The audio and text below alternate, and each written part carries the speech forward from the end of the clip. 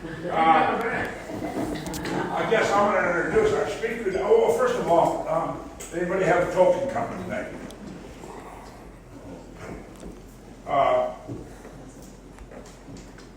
Our speaker tonight, Jake, been a good friend of mine for a long time. I'm glad to see him. Opportunity to give this talk. And I'm not going to really say much more than that. I'm going to let him do the rest of it. I'm going to introduce Jake.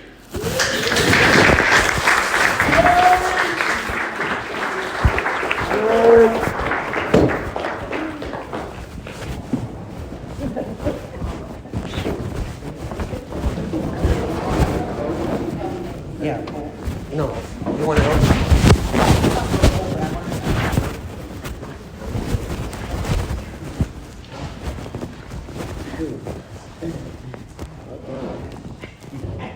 Oh, yeah, that's right.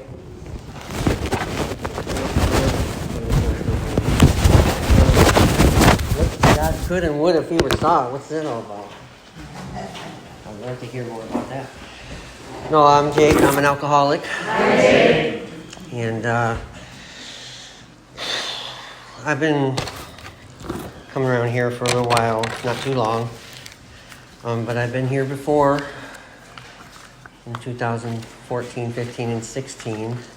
And it really made an impact on my life. Like they say, makes it difficult to go back out, or when you're out to enjoy it.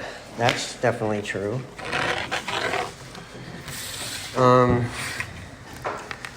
So I just let you know where I'm from, Michigan. But I did spend some time in Florida. My dad was from Florida. And I did write some things down here to stay on track. I was raised by people. I gravitated to drinking teens and participated in drinking in my teens. I became a lush and a juvenile delinquent. Yeah. And then I joined the Army, And I thought, I'm going to join the Army and get out from under my parents' thumb, And then I get to the Army and there's like drill sergeants everywhere, commanders, platoon sergeants. Get down, do this. That. It was like 10 times worse.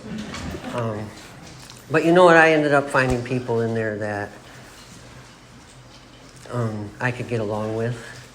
And they were heavy drinkers, problem drinkers, probably some alcoholics in there. A lot of close calls, to be honest. I think a lot of us know what it's like to have near-death experiences who have been alcoholics of that type, I suppose you could say. And that's no fun and all that. But after the Army, I survived. I didn't get kicked out either, because it was close calls all the time.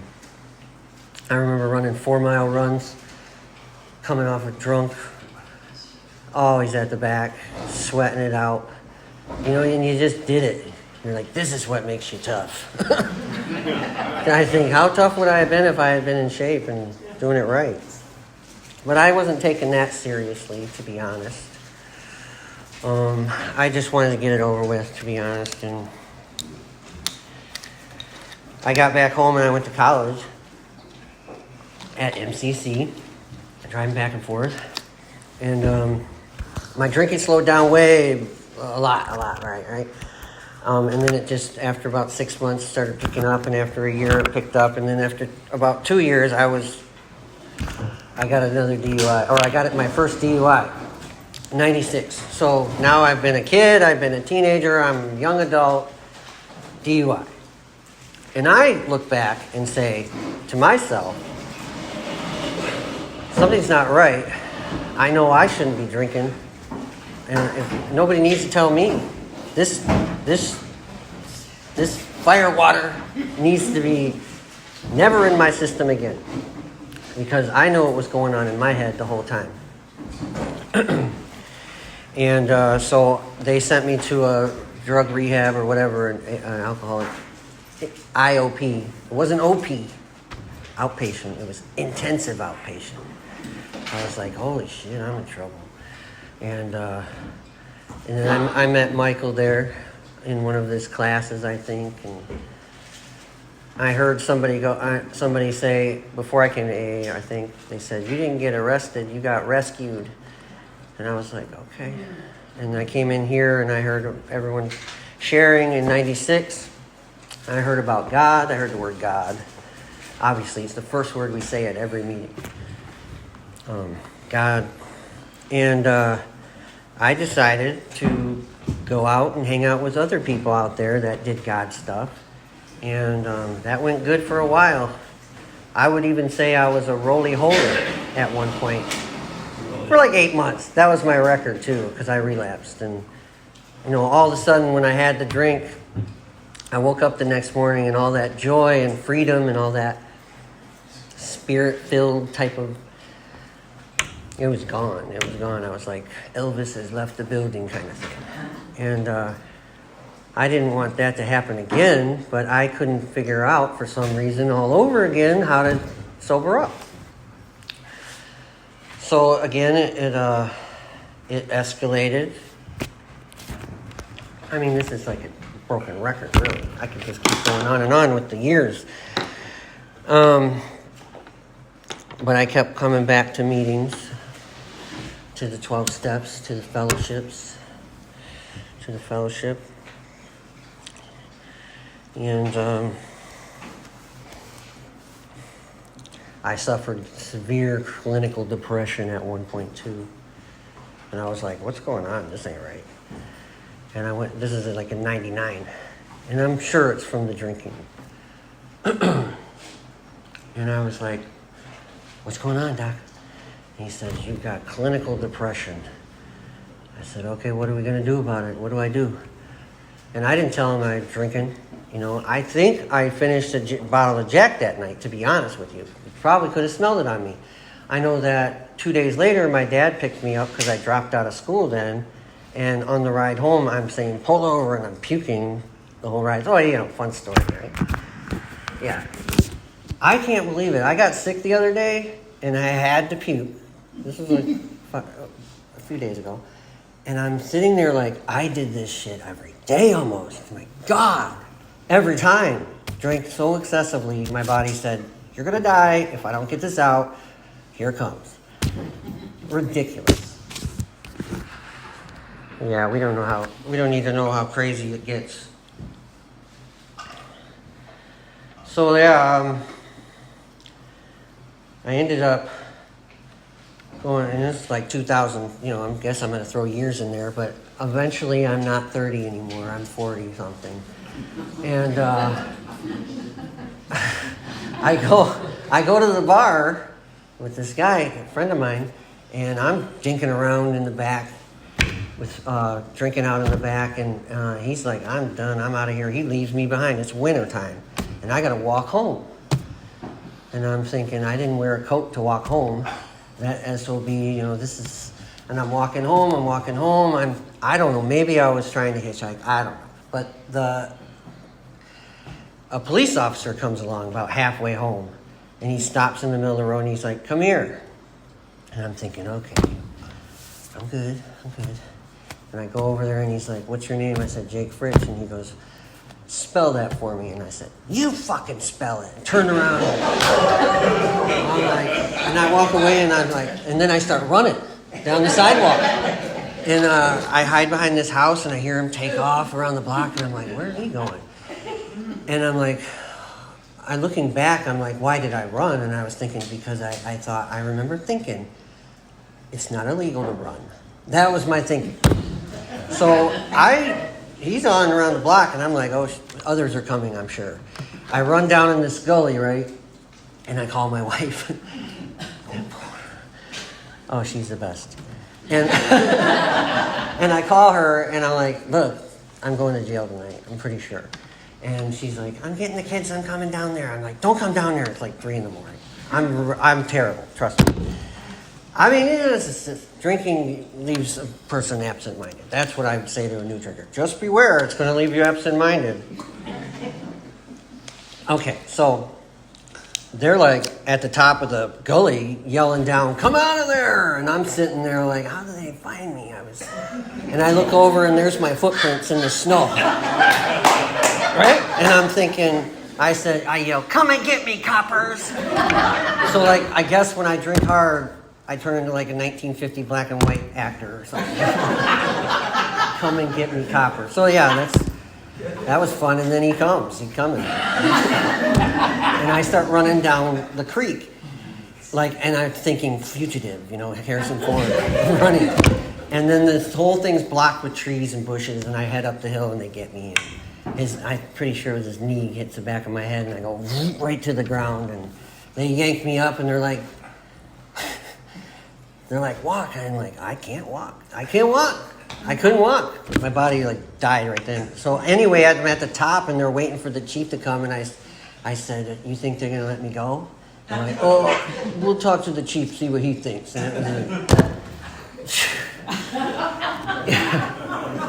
Don't drink, Jake. Don't drink.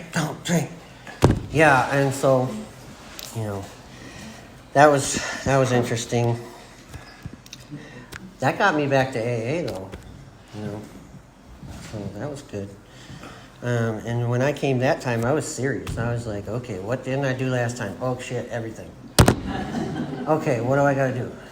And I do say it's like checking off a list. I used to go, don't say that. It sounds too, God dang it.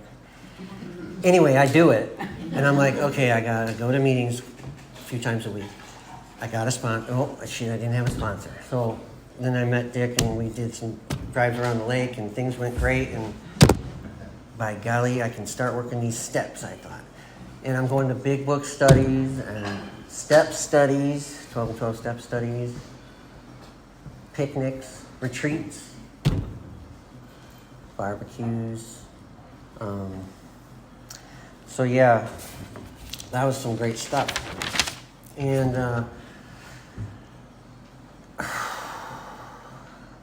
then I got to the fourth step. I was cool with the God stuff. I was like, all right, well, I didn't grow up with a damning hellfire judgment of God. I was like, my God's cool, I can get fucked up. No, I went the other way with it. So if you think going that way is bad, try going the other way where you think everything's okay. And it's, I don't want to talk about it. Anyway, I got it almost done. It took me 3 months. I kept a little notebook in my back pocket everywhere I went. And I would just write down a person or place or institution, phrase, saying anything that caused a resentment. And I didn't have 100. I just had 30, 20 or something. Nothing bad. And anyway, I get halfway done and I'm just sitting on it for weeks and weeks. And I talked to Mary on the phone. I don't know if you remember, but I was like, hey, I'm working on my fourth step. I can't seem to get it done. And she says, you got a couple hours? I said, yeah. She says, call me when you're done. I said, okay. And that was cool because I did it. And I got it done. And we did a fifth step and right here, right over there. And I didn't really do much after that, to be honest. I don't know why, but I started getting tempted and I stopped going to many meetings. And when I had a problem or when an issue rose or something was bothering me, I didn't call somebody. That's the truth. I dealt with it on my own again. You see where that got me. But when I did call, and when I did pick up that 1,000-pound phone, when I did reach out for help, when I did ask, ASK, Ask Saving Kit, when I did do that, this is what I heard. Have you prayed about it? I remember that. Are you hungry? Are you angry? Are you lonely? Oh, I'm lonely. That's a culprit. Probably because I wasn't going to enough meetings. No, I'm just kidding. But I was working overtime and weekends and stuff, and that'll do it too. I was trying to provide too much. Long story short, I would hear things like, you want to go to a meeting? And one of the things in particular I heard when I was very upset was, I'm glad you called, Jake, so you don't have to suffer with that by yourself anymore. And I was like, dang, that's some good sponsor. Shit. And so I ran with that. I think that's what this time around, when I came back in here in 2001, I was like, asked for help. And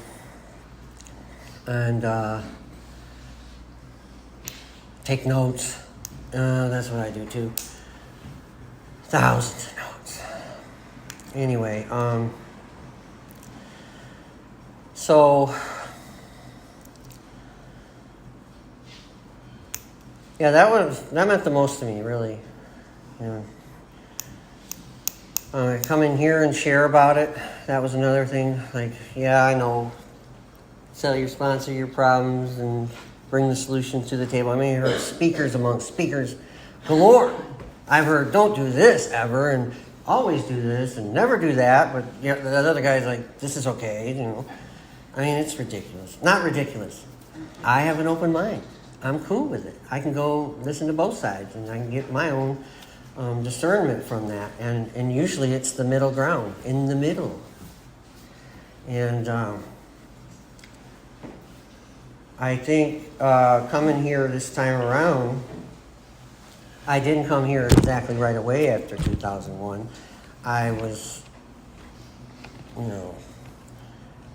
reeling from the withdrawals, and I was doing other things besides drinking at the time, and it all just crashed down on me. And I did make 2 meetings a week, and I did go to jail again, yeah. Jail. I mean, I was rescued again. Amazing how dry your mouth can get. I mean, smoking weed, yeah, but this? Sorry. Okay, so... So basically, I come in here and then I had to deal with all that shit all over again. Mostly 6-step stuff, if you go figure, right? Right where I left off. And what's cool about that is I can look up a, what do they call that? A prompt list. And I was like, okay, I did a 4-step again too. And I was like, okay, I'll prompt list AA 4-step inventory. Resentments. Boom, here they all are. Check, check, check, check, check. Well, this is a lot easier. Technology's great. And then I go to fears. Oh, no. Yep. Okay. And then I don't even want to talk about sex in there. I don't know. It's on page 69. That's all I know. Right? And so yeah, that's what happened with the 6-step. Entirely ready. Not just ready, entirely ready. And then the 7th step. And I'm into all the prayers now. I'm like, oh, what's another prayer in AA? I want to hear some more prayers. These are good because I'm starting to have some discipline after the 2nd or 3rd year. And I'm like, oh, shit, we do the Serenity Prayer.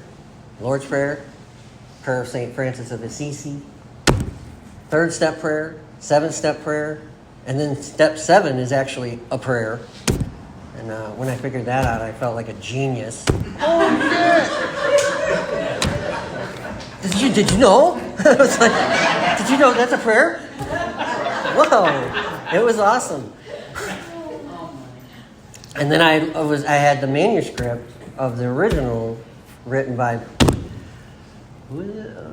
Bill W. And it said, humbly on our knees, asked him to remove our shortcomings with complete abandon. Like, yeah, that's some dramatic shit. Okay. They were like, tone it down. No, I love that part of it, and I think about, the whole getting on my knees thing. And I did do a speaker talk here in 2015, and I listened to a little on the way over here, and I said, I said, well, if I'm getting on my knees, I'm going to do it in comfort. So there's pillows by my bed. And I was thinking, that's funny I said that, you know. And I was like, I got a pillow under the bed upstairs, a pillow under the cot downstairs. So I'm doing good. I followed my own instructions. I left a bunch of breadcrumbs when last time I was here. You know, I'm like, oh, what's this notebook from the retreat? Oh, this is some good stuff. It's right here. I had some great stuff. That's the thing. I was going to write down an outline, and I ended up writing like pages and pages. This is like in an hour. Well, I'll break it up a little. I do have a joke. I found a joke. And I tried this out with my wife, and it's not funny at all. So you guys are going to love it.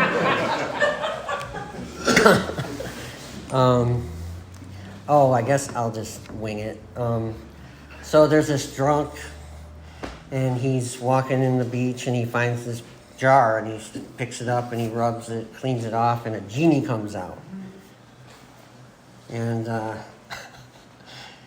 the genie's like, you got 2 wishes, my friend. What do you wish for? And he says, I want a bottle filled with alcohol, and when it gets empty, it refills by itself. And he goes, your wish is my command. Gives it to him, he chugs it down, looks at it, fills right up, and he says, what do you want for your second wish? And he goes, another one of these. 2 of them. Yeah, I thought so. And then I was going to pretend it was me, but that's no fun.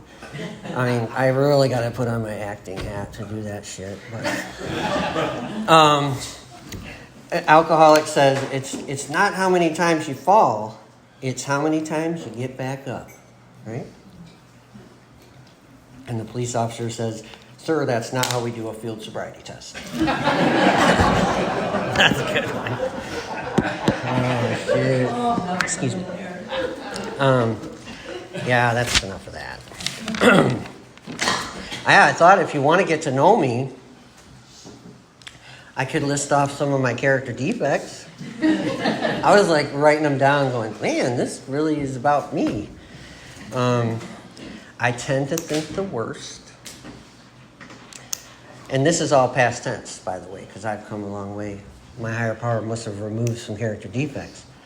Or found a way for me to look positively on them in a way where if they happen, I don't ruin my life over it, for one, or anyone else's. So it's not a big deal when they happen anymore. Anyway, I like to make excuses, be defensive, make unreasonable demands. Heard that one earlier this year, and I was like, oh, shoot, I got another one. Guess I got to do another 7th. And then I'm rebellious. I used to be. I like to poke the bear. They shouldn't be a bear in the first place. If they weren't a bear, I wouldn't poke them. What came out of my first 4-step was I realized, holy cow, I thought I was a very considerate person. You know, and I did the 4-step, and I did my part, and I was like, inconsiderate. So I'm trying to work on that. Insensitive around my wife, basically. That's all that ends up being, like saying things that are inappropriate, insensitive kind of thing. Anyway, finding fault in others. I'm immature. I wrote this one this year. I don't know, wishy-washy. And almost done. Insecure. And I remember a guy saying to me, you're insecure? And I was like, you have no idea. How do you not know this? And then I hear egomaniac with an inferiority complex as a description of an alcoholic, and I'm like, oh, that makes sense. Yeah, the last one here is I exaggerate. So. And I originally wrote that, and after I got done writing, I put an exclamation point, and I was like, that's funny. That's funny. Yeah, and I guess coming here and being a part of the fellowship and listening to learn. I feel like I've spent a lot of years learning to listen, but to no avail under the influence. I turned into a 15-year-old juvenile delinquent. And that's fact. Look at my record. Don't Google me.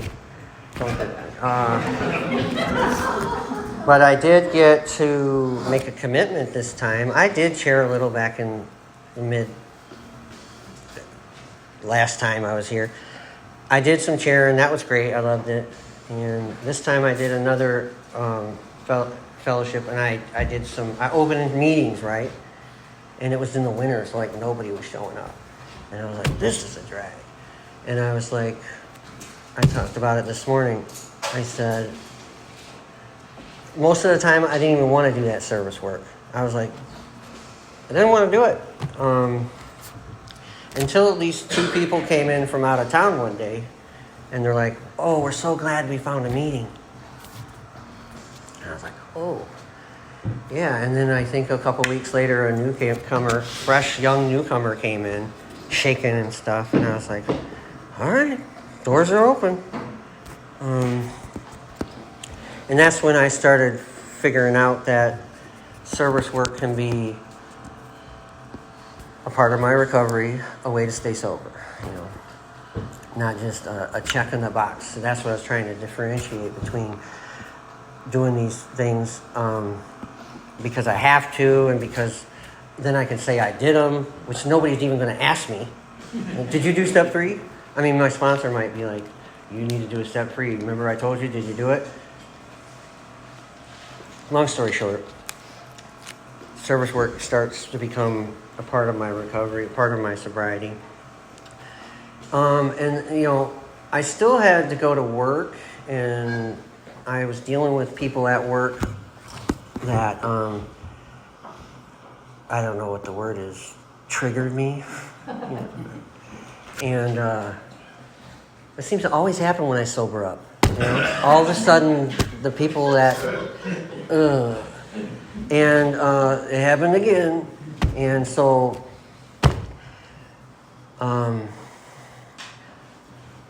it was bad. I almost lost my job. And I remember running to the bathroom. Well, I probably didn't run, but I got there as fast as I could.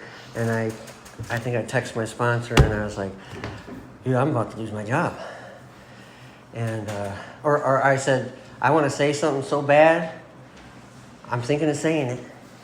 And he's like, you really want to make an amends?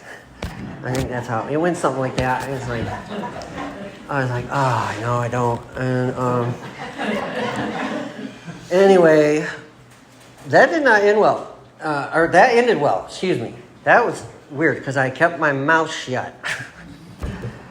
I restrained a pen and tongue. Like, I heard it 1,000 times here. And when nobody was ever saying it to me, I was just like, you better keep your mouth. No, I better keep my mouth shut. And I did. And that worked out. And I remember something similar starts to happen again a couple weeks later with somebody else. They're after me. No, I was just like, all he did was never smile at me. The nerve to not treat me like you treat all them. I don't like it. It was bothering the shit out of me.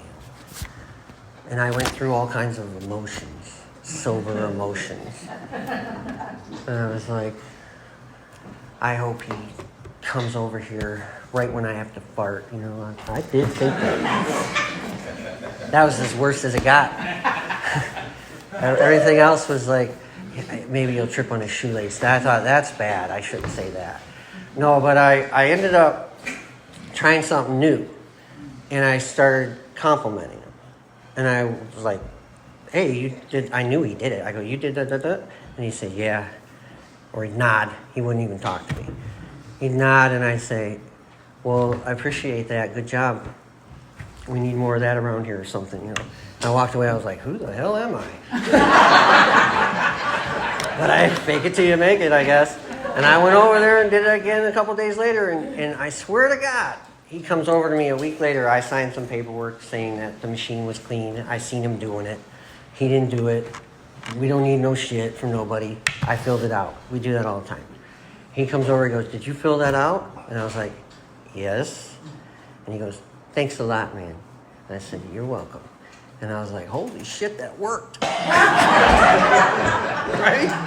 Woo! So I'm like, I'm going to try some more stuff. Yeah, and the reason I thought of all that is because I went to do this. And that's what I do at my job. And I figured this out. I was like at my job, stuff was going weird, and I was like, is it me? Oh, it's always me. I stepped back from the machine and I put my hands up like this, and I was like, oh well. And I was like, oh, this is how people surrender, you know, in war, like they walk. And I was like, I'm surrendering and I don't even know it. You know, but so now I do it and it's fun. I'm like, nobody knows. I'm like, I'm surrendering. And it's all good. You know, I think I heard in the Daily Reflection or something, the guy's like, the dog's barking outside, and he's like, whatever. Goes back, and then the dog's barking outside, and he's like, ah! And he's like, same exact thing, different response. What's the difference? The way perception, you know, or some would say spiritual. Something, I don't know.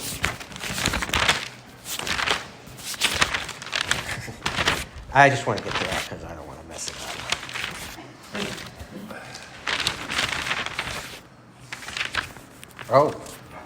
Oh, that's why I said spiritual. When I first came here, I heard somebody say something about spirituality, and I forgot about it. And I was going through those little notebooks that I was doing about a month ago, and I was like, there it is, finally. And it said, spirituality is the ability to get our minds off ourselves. I was like, I almost said fat, like I was in the 90s. That's fat. No, but that was pretty awesome. I love that. And like I said, I heard the first word I came in was God. And I went the other way with it. I mean, I walked away from the fellowship, basically. But I didn't have my feet in the water yet. So I don't...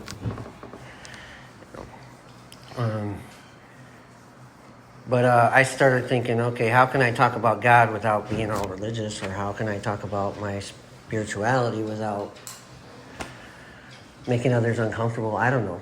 And so I start listening around here. What do you call your God? What do you think about how do you do your thing? And they were like, G-O-D. And I mean, everyone knows. Not everyone knows. I don't know what I'm saying. Group of drunks. Have that be your higher power. Group of drunks. And then I heard gift of desperation. I know a guy, that's definitely what he's going with right now. I love him. And then great outdoors. That's a good one. And good orderly direction. G-O-D. And then I found another one. And I love it. Grace over drama. I thought that's cool. And they were like, you just trust God. And I heard, I'm going to say I heard this every time. No, I'm pretending like I know it. It's about me. I mean, it's what I'm saying from my heart. The hardest thing about trusting God is trusting God. And I think it takes practice. I learned about gratitude this year in a way I've never known. And I remember being at a meeting a long while back. And I was like, I should be... I had gotten most of my life back together in sobriety. And I said, I should be in a meeting. I said, I should be jumping for joy every minute. Because of, grateful or something, right? And because things are not the way they used to be. And things were changing. And things were getting better. And I said, I don't know why I can't do it. Why it doesn't happen. It doesn't make sense. And this other guy down the hall, or down the meeting list, he didn't say, I don't mean to crosstalk. But he did say, it's because you haven't done it enough. And I was like, oh, okay. And so he's like, put a rubber band around your hand. And he went all the way with this one. And he said, put a rubber band around your hand, and whenever you're thankful, snap it 5 times. And say, I'm thankful, in your head. And I don't think I ever did that. But I relapsed. Maybe that was why. anyway, this time around, I started getting into this gratitude thing, sharing on Facebook Messenger, gratitude lists, going to gratitude meetings, which really just started changing. Everything started changing after that. I was practicing. I was getting good at it too, like I do everything. No, I don't do everything great. I just did that drinking thing. I thought I was doing a great job, but anyway, I started doing this gratitude thing, and I'll be like, I talked to my buddy, and he's like, oh, well, when you're grateful, chemicals get released in your brain. Like, okay.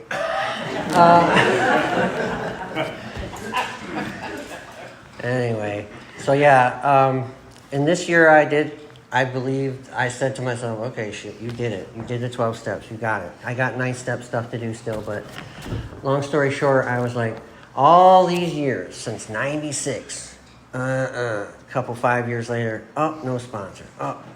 Oh, didn't do the steps. Oh, stopped going to meetings, 2015. Did everything. I stopped at 6. I'm not saying that's why. I probably drank again because I'm an alcoholic. And that's, like, no surprise, he's out there drinking again. What I needed help with was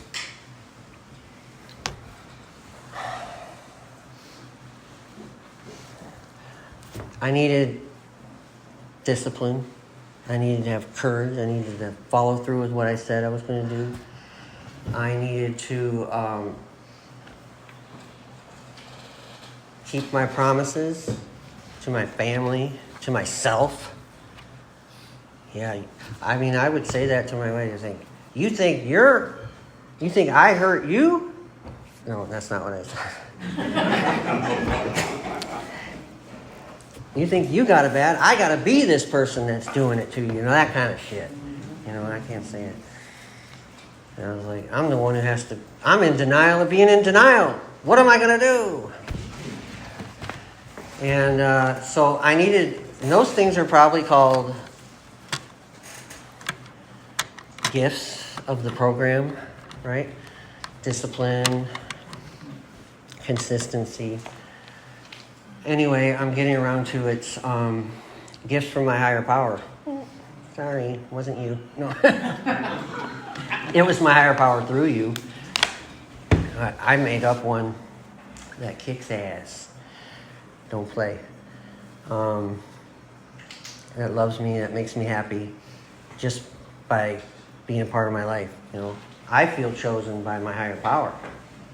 I never said that before. I don't know if that's true. That's what shit comes in your head and you say it and you're like, oh shit, was that true? It was true. It was true. Okay.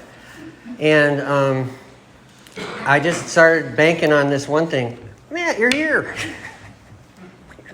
I looked for you. And I started banking on this one thing. He's always with me. I say he's, but my higher power is always with me every second, every day. Here's everything I think and say. That's crazy. But you should hear what I was telling myself when I was out there drinking and drugging and driving. I'll get home fine. I get arrested for DUI and I think in the jail cell, I gotta go a different way home next time. That every time why did I go that way? No, and I there's a joke where this guy is he's relapsed, and he gets drunk, and he goes driving, and he gets a DUI. He gets pulled over, gets a DUI, and gets thrown in jail. He's on that concrete slab, throws up all over himself, pees all over himself. And his sponsor comes and bails him out.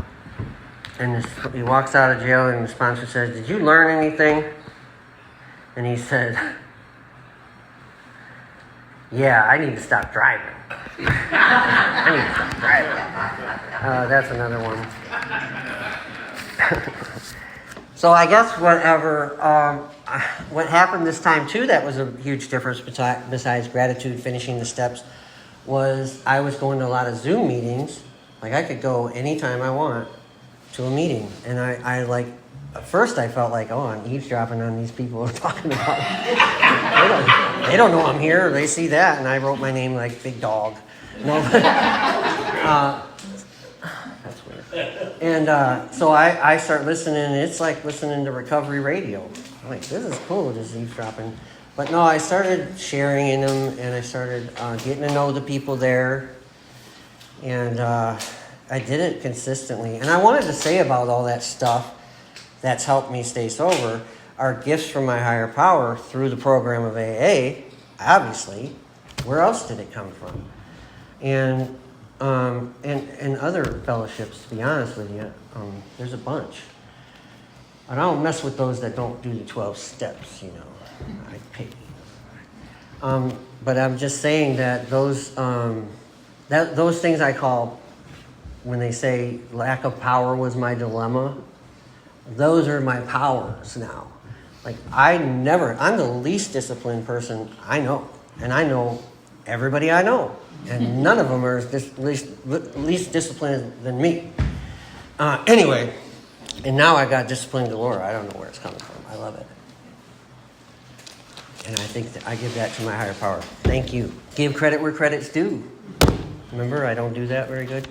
I didn't do that very good. Anyway, this year, I get in Zoom meetings. I'm going to this one. And they're cool. Like, in there, they're like, if you coming across like you got a problem today or something ain't right or you're going to drink, they'll say, do you want phone numbers from the men in this group? And there's 150 people in there, so they're getting numbers. And I was like, oh, that's cool. And then someone would be like, I need a sponsor. I don't have a sponsor. Or they'd say, I don't have a sponsor. And then the chairperson would be like, do you want us to ask guys out there who have a year of sobriety that would like to sponsor you, get a hold of you? And I was like, that's cool. I got a sponsor. I'm good. But for some reason, one day in March, so this is 2.5 years sober, and January started doing some discipline and consistency. I said, I'm going to do some dishes. Guess what? The only way I can do dishes is if I'm in a Zoom meeting now. It's crazy. So I found a way to get it done, honey. And I go in, and before I go in, I'm like, okay, if somebody asks for a sponsor, I'm going to put my number in there. Just randomly do it. And I get in there, and 20 minutes later, there's this kid on there. He's like, I got no sponsor. I need someone to take me through the 12 steps. I was like, okay. And then they're asking, I put my number in there. He calls me. He's from D.C. And he says, hey, will you help me go through steps? I said, sure can. I just did them. And I didn't do that. I said, yeah, I know how to do it. I got a sponsor who knows how to do it. Many people that are my friends know how to do it. And it's in the big book, and I have a higher power. We're good to go. When you want to get started? No, let's get to know each other first, and then we can get started. And, after a week, decide whether this is a good fit. He could be raging lunatic. I don't know. Who is this guy? It's a stranger. And he said, do you want me to call you every day? And I was like, oh, shit. His idea, because I wasn't going to tell him what to do right off the bat. This is my first sponsee. I don't know. I'm not going to start pulling rank and shit. Long story short, I said, yeah, do it. Let's do it. And he calls me every day, and it's getting about week 3, and I'm like really excited. I'm happy, finally.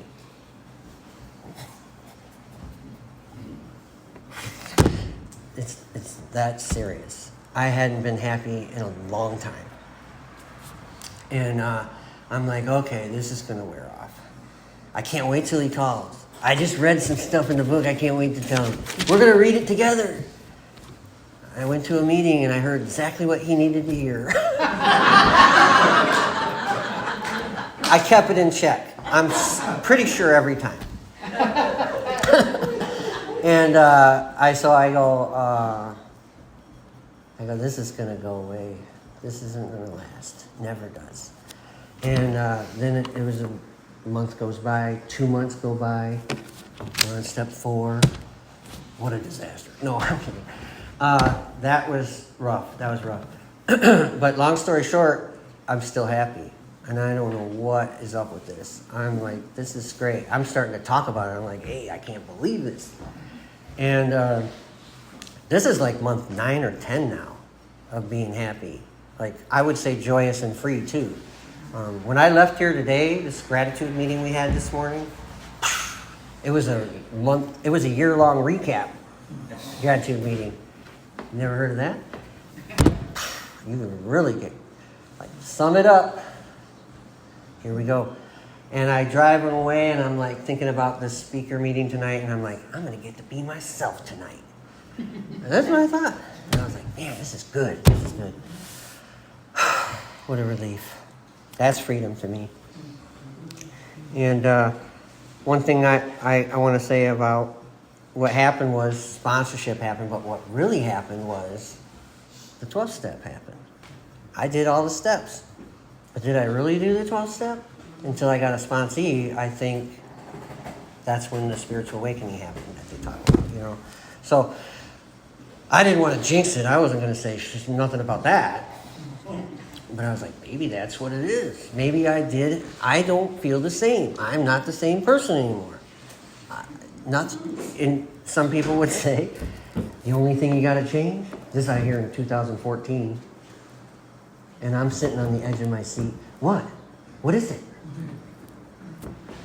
Is everything, Jake. Oh, shit. I've been trying to do that my whole life. That's actually the saddest story. But there's a solution. Good news, some would say. Lots of things can happen if you stay open-minded. Basically, that means don't be closed-minded and willing, and that means don't be unwilling. I forget the other one, though. Oh, that's right. Yeah. But how do I know I'm being honest? No, I'm just kidding. Yeah, I lost my place now.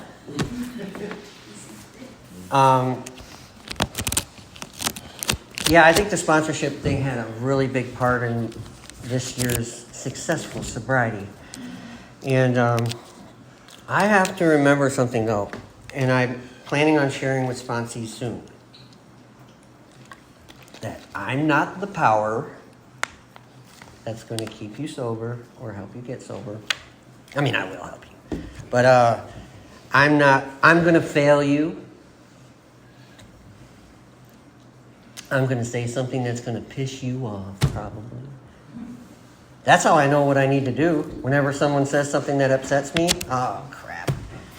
That's what I got to deal with. That's what I got to... I guess you know. If you know, you know. But, yeah, I was getting at the one thing. If there's something... If I'm sponsoring you and you start telling me things you don't want to do or things that you're not going to do, those are going to be the things that I probably ask you to do. Not because I'm a jerk, but because that's how it is for me. It's the things that I didn't want to do are the things I need to do the most. It's just cool like that, I guess. That's a pretty cool way to have it. I could think of other ways, but I'm cool with that. And I kept hearing, I don't know where I heard it, but you got to give it away, like you got to give it away to keep it. And I started looking at it. Maybe this isn't good. I don't know. I started looking at it like everything I say is what I'm giving away. Everything I say is what I want to remember and what I want to keep, you know. So now every time I talk in a meeting, I'm like, it's not fruitless. I don't have to judge myself. It's going to be fine. Did I say I was self-conscious? It's not a problem anymore, you know. I think another thing I would say to my sponsees is the only way this works is if you put recovery first. And that was something I heard a long time ago. Sobriety has to be the most important thing for me today. And I did have an experience with someone in here that said it all the time. And I don't know what happened, but I was like, it pissed me off. I'm tired of hearing it. I don't want to hear it, you know? And it was the one thing I needed to hear the most. And I said something in a meeting, and it was like, oh, God, I'm going to regret that. And everyone, not everyone, but people would walk up and go by me, and they'd be like, good job, Jake. Good job, Jake. You got that out good. You know, keep coming back. You're getting there, buddy. Shit like that. And I was like, what is going on around here? And I don't know what happened, but I realized that was the one thing that needed to be the most important thing for me. In my relapse, guess what wasn't the most important thing for me? My sobriety. It was easy to lose touch with it. I don't even want to go into it, but I'll tell you this. I had to be honest about something, and I wasn't. And that festered and grew. I have to stay close with you people. If I'm left alone to my own devices, to my own thinking, my own way of thinking, my old way of thinking, I may go back and drink again. I guess I have this track record I could look back on and see, oh, yep, I drank again, I drank again, I drank again, I drank again. I didn't want to drink any of those times. Yeah, I got serious. Every sober day is a successful day now. All right, no matter what happens, if I lose my job, lose my toe, I'm sober today, and I'm cool. I'm good with that. I gotta be, you know. If I don't have my sobriety, I could lose everything. One thing I have lost quite a bit through my drinking is my sanity, and some say insanity is doing the same thing over and over, expecting a different result. And I know I was in denial quite a bit, but I also say that insanity for me was doing the same thing over and over, knowing exactly what's going to happen and doing it anyway. I'm a stubborn, insane person. Everyone who helps me is my sponsor. I look at it that way too. And I like that, you know, just to finish this off with the sponsorship stuff, about 3 months later, I said, I'm going to log back into that Zoom group. And if someone asks to be a sponsor, needs a sponsor, I'm going to put my name in there again. I'm ready. Let's get 2. 1 is cool. Okay, I'm serious. I swear to God, I log in 10 minutes later, some guy's like, from New York, Brett, says, I'm looking for a sponsor. I have 2 years sober. I haven't done the steps. I need someone to take me through the steps. And I was like, oh my God. Oh my God. And I could tell you about 20 coincidences since that moment that I started seeing in my life. Some say God instances. I don't know what it is, but I was listening to a speaker tape on my ride to a campground somewhere near New Era, and I was like, that'd be funny if this ended right when I pulled in. And I didn't know where it was. I was lost. I couldn't get GPS to work, but I figured it out, and I got there, and I swear to God, I had to brake on, the car stopped, clapping started. The speaker tape was over. I was like, ooh, cool. Keep it coming. No, but, you know, and there's been coincidences where I'll look up at a word right when an audiobook says the same word. I'll be like, oh, that's weird. 3 times in 1 year? Come on. Anyway, that's some wacky shit, but to finish this up, I did make a page here.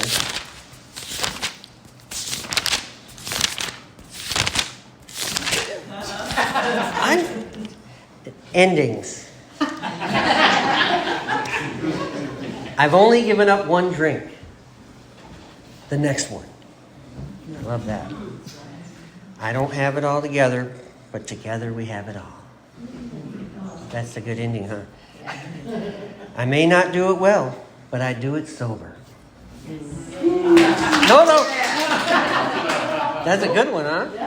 Here's a couple more. I hope we can see each other's hearts. I'm not doing that one. Life is a school, and I will have many teachers, but none of them will ever know me or be able to help me better than my God. Yeah, that's a good one. And I guess I'll end with, thank God we're not all sick or crazy on the same day.